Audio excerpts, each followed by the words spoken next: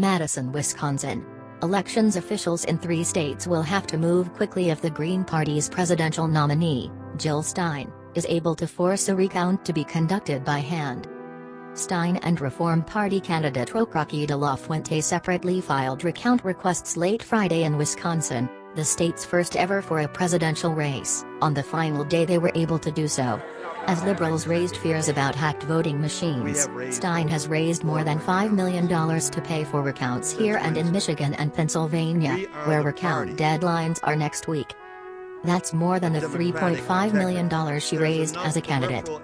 Hitting a December 13 federal deadline to certify electoral votes, 10 in Wisconsin, 16 in Michigan and 20 in Pennsylvania, could be particularly tricky in a by-hand recount, Wisconsin's top election official said.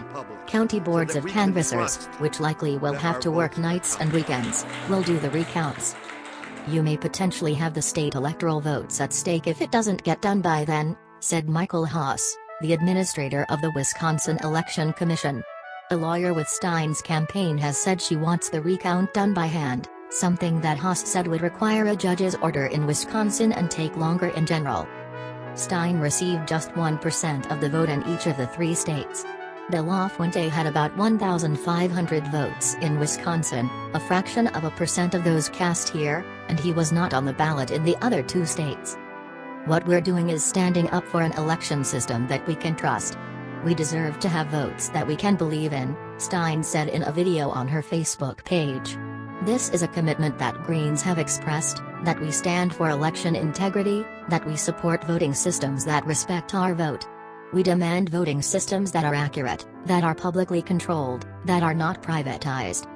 Unofficial vote tallies in the 3 states show GOP nominee Donald Trump won Michigan by fewer than 12,000 votes, Wisconsin by fewer than 30,000 votes and Pennsylvania by fewer than 70,000 votes.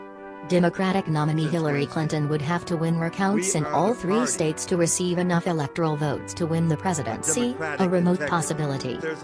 A federal safe harbor law requires presidential recounts to be completed within 35 days of the election.